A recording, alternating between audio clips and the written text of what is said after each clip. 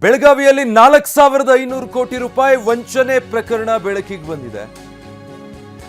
ಶಿವಾನಂದ ಕಚೇರಿಯಲ್ಲಿ ಖಾಕಿ ಇಂಚಿಂಚು ಶೋಧ ನಡೆಸ್ತಾ ಇದೆ. ಕಚೇರಿಯಲ್ಲಿ ಬಾಂಡ್ ಪೇಪರ್, ಚೆಕ್ಗಳನ್ನು ಕಂಡು ಶಾಕ್ ಆಗಿದ್ದಾರೆ ಅಧಿಕಾರಿಗಳು. ಒಂದೇ ವಾರದಲ್ಲಿ ಹೂಡಿಕೆ ಆಗಬೇಕಿತ್ತು 50 ಕೋಟಿ ರೂಪಾಯಿ. ಹೂಡಿಕೆದಾರರಿಗೆ ನೀಡಬೇಕಿದ್ದ ಬಾಂಡ್ ಪೇಪರ್ಗಳು ಈಗ ಕಚೇರಿಯಲ್ಲಿ ಪತ್ತೆಯಾಗಿದೆ.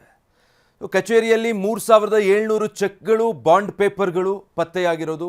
ಚೆಕ್ ಮತ್ತೆ ಬಾಂಡ್ ಪೇಪರ್ಗೆ ಈ ಶಿವಾನಂದ ನೀಲಣ್ಣನವರ್ ಸಹಿ ಹಾಕಿರೋದು ಕೂಡ ಕಂಡು ಬಂದಿದೆ. ಬಗೆದಷ್ಟು ಬಯಲಾಗ್ತಾ ಇದೆ, ಅಷ್ಟು ಆಳವಾಗಿದೆ ಈ ಹಗರಣದ ಜಾಲ.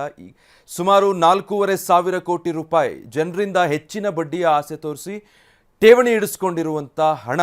ಆದರೆ ಯಾವುದೇ ರೀತಿಯಾದಂತಹ ಪರವಾನಗಿ ಇಲ್ಲದೆ ಈ ರೀತಿಯಾದಂಥ ಒಂದು ಕಂಪನಿ, ಶಿವಂ ಅಸೋಸಿಯೇಟ್ಸ್ ಅನ್ನುವಂಥ ಒಂದು ಕಂಪನಿಯನ್ನು ನಡೆಸ್ತಾ ಇದ್ದಂಥ ಮಾಲೀಕ ಶಿವಾನಂದ ನೀಲಣ್ಣನವರನ್ನ ನಿನ್ನೆಯೇ ಪೊಲೀಸರು ಬಂಧಿಸಿ ವಿಚಾರಣೆಗೆ ಒಳಪಡಿಸಿದ್ದಾರೆ. ಅದಕ್ಕೂ ಮುಂಚೆ ಕಚೇರಿಯಲ್ಲಿ ಸುದೀರ್ಘವಾದಂಥ ದಾಳಿ ನಡೆಸಿ ದಾಖಲೆಗಳ ಪರಿಶೀಲನೆ ನಡೆಸಲಾಗಿತ್ತು. ಅರೆಸ್ಟ್ ಮಾಡಿದ ಬಳಿಕ ಮತ್ತೆ ವಿಚಾರಣೆ ಮಾಡಿ ಈಗ ತನಿಖೆ ಇನ್ನಷ್ಟು ಚುರುಕುಗೊಳಿಸಿದ್ದಾರೆ. ಡೀಟೇಲ್ಸ್ ಕೊಡ್ತಾ ಹೋಗ್ತಾರೆ ನಮ್ಮ ಪ್ರತಿನಿಧಿ ಸಹದೇವ್ ಮಾನೆ. ಲೈವಲ್ಲಿ ಜಾಯ್ನ್ ಆಗ್ತಾ ಇದ್ದಾರೆ. ಸಹದೇವ್, ನಿನ್ನೆ ಶಿವಂ ನೀಲಣ್ಣನವರನ್ನ ಬಂಧಿಸಿ ವಿಚಾರಣೆಗೆ ಒಳಪಡಿಸಲಾಗಿತ್ತು. ಈಗ ಮತ್ತೆ ಕಚೇರಿಯಲ್ಲಿ ಶೋಧ ನಡೆಸ್ತಾ ಇರೋದು, ಏನೆಲ್ಲ ಅಪ್ಡೇಟ್ಸ್ ಗೊತ್ತಾಗ್ತಾ ಇದೆ?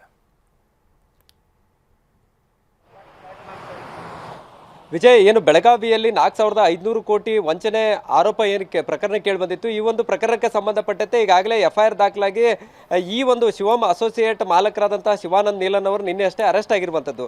ಅರೆಸ್ಟ್ ಆದ ಬಳಿಕ ಪೊಲೀಸರೇ ಖುದ್ದು ಎಲ್ಲ ಸ್ಥಳಗಳನ್ನು ಪರಿಶೀಲನೆ ಮಾಡುವುದರ ಜೊತೆಗೆ ಆತನ ಹೇಳಿಕೆಯನ್ನು ಕೂಡ ಈಗಾಗಲೇ ದಾಖಲಿಸ್ಕೊಳ್ತಾ ಇರುವಂಥದ್ದು. ಬಹುಮುಖ್ಯವಾಗಿ ಈಗೇನು ನಾನು ತೋರಿಸ್ತಾ ಇದ್ದೇನೆ, ಇದು ಶಿವಬಸವನಗರದಲ್ಲಿರುವಂತಹ ಶಿವಾನಂದ ನೀಲನ್ ಅವರ ಕಚೇರಿ ಇರುವಂಥದ್ದು. ಈ ಒಂದು ಕಚೇರಿಯಲ್ಲೇ ಆತ ವ್ಯವಹಾರವನ್ನು ನಡೆಸ್ತಾ ಇದ್ದ ಅನ್ನುವಂಥದ್ದು.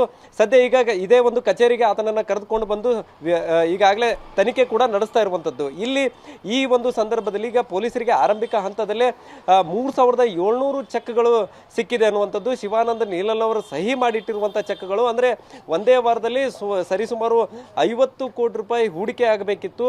ಸೊ ಆ ಹೂಡಿಕೆ ಆಗಬೇಕಿದ್ದಂಥ ಚೆಕ್ಗಳು, ಅದರ ಜೊತೆಗೆ ಬಾಂಡ್ ಪೇಪರ್ಗಳು ಕೂಡ ಈಗಾಗಲೇ ಪೊಲೀಸರ ತನಿಖೆಯಲ್ಲಿ ಈಗ ಸಿಕ್ಕಿರುವಂಥದ್ದು. ಖುದ್ದು ACP ಅದರ ಜೊತೆಗೆ CPI ಸೇರಿದಂತೆ ಪೊಲೀಸ್ ಅಧಿಕಾರಿಗಳು ಕೂಡ ಈಗಾಗಲೇ ಈ ಒಂದು ತನಿಖೆಯನ್ನು ಮಾಡ್ತಾ ಇರುವಂಥದ್ದು. ಈಗಷ್ಟೇ ಶಿವಾನಂದ ನೀಲನ್ ಅವರು ಹೊರಬರುತ್ತಿರುವಂತಹ ದೃಶ್ಯಾವಳಿಗಳನ್ನು ಕೂಡ ನೀವೀಗ ಗಮನಿಸಬಹುದಾಗಿದೆ.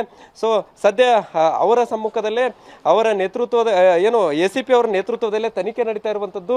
ಈಗೇನು ಬಾಂಡ್ಗಳು ಸಿಗ್ತಾ ಇದ್ದಾವೆ, ಆ ಸಿಕ್ಕಂತಹ ಬಾಂಡ್ಗಳನ್ನು, ಅದರ ಜೊತೆಗೆ ಚೆಕ್ಗಳನ್ನು ಯಾರಿಗಾಗಿ ಕೊಡೋಕ್ಕೆ ರೆಡಿ ಮಾಡಿ ಇಟ್ಕೊಂಡಿದ್ರು ಅನ್ನುವಂಥದ್ದನ್ನು ಕೂಡ ಈಗಾಗಲೇ ತಪಾಸಣೆಯನ್ನು ಮಾಡ್ತಾ ಇರುವಂಥದ್ದು. ಅವರಿಂದ ಮಾಹಿತಿಯನ್ನು ಪಡೆದುಕೊಳ್ತಾ ಇರುವಂಥದ್ದು. ಖುದ್ದು ಶಿವಾನಂದ ನೀಲನ್ ಅವರಿಂದ ಪ್ರತಿಯೊಂದು ಮಾಹಿತಿಯನ್ನು ಕಲೆ ಹಾಕ್ತಾ ಇರುವಂಥದ್ದು. ಸದ್ಯ ಯಾವ ರೀತಿಯಾಗಿ ಹೂಡಿಕೆ ಮಾಡ್ತಾ ಇದ್ರು ಅನ್ನುವಂಥ ನಿಟ್ಟಿನಲ್ಲೂ ಕೂಡ ಈಗಾಗಲೇ ಮಾಹಿತಿಯನ್ನು ಪಡೆದುಕೊಳ್ತಾ ಇದ್ದಾರೆ.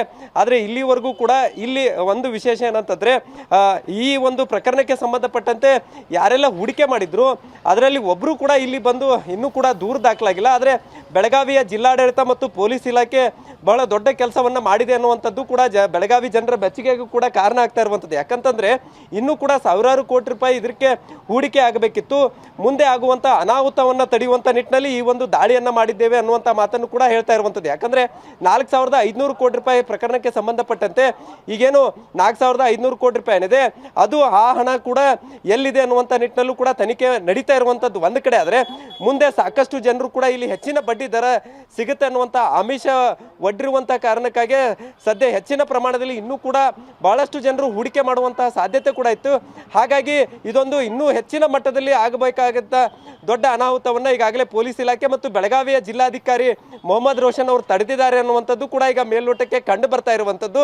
ಸದ್ಯ ಪ್ರಕರಣಕ್ಕೆ ಸಂಬಂಧಪಟ್ಟಂತೆ ಈ ಒಂದು 10x20 ಅಡಿ ಕಚೇರಿಯಲ್ಲೇ ಈಗ ಸುಮಾರು 3,700 ಬಾಂಡ್ ಸಿಕ್ಕಿದ್ದಾವೆ, ಚೆಕ್ಗಳು ಸಿಕ್ಕಿದ್ದಾವೆ.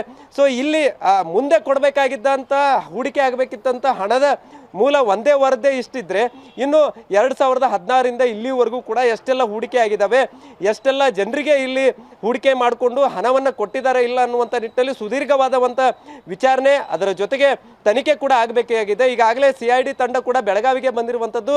ಈ ಒಂದು ಪ್ರಕರಣಕ್ಕೆ ಸಂಬಂಧಪಟ್ಟಂತೆ ಮಾಹಿತಿಯನ್ನು ಕೂಡ ಪಡೆದುಕೊಳ್ತಾ ಇರುವಂಥದ್ದು. ಆದರೆ ಅಧಿಕೃತವಾಗಿ ಈ ಒಂದು ತನಿಖೆ ಇನ್ನೂ ಕೂಡ CIDಗೆ ಹ್ಯಾಂಡ್ ಓವರ್ ಆಗಿಲ್ಲ.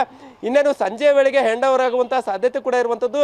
ಮಧ್ಯಾಹ್ನ 12 ಗಂಟೆಗೆ ಇದೇ ಒಂದು ಪ್ರಕರಣಕ್ಕೆ ಸಂಬಂಧಪಟ್ಟಂತೆ DC ಸುದ್ದಿಗೋಷ್ಠಿ ಕೂಡ ಕರೆದಿರುವಂಥದ್ದು. ಸೊ ಪ್ರಕರಣಕ್ಕೆ ಸಂಬಂಧಪಟ್ಟಂತೆ ಎಲ್ಲ ಮಾಹಿತಿಯನ್ನ ಜಿಲ್ಲಾಧಿಕಾರಿಗಳೇ ಖುದ್ದು ಸಾರ್ವಜನಿಕರ ಮುಂದೆ ಹಂಚಿಕೊಳ್ಳಿದ್ದಾರೆ. Vijay, thank you Sahadev.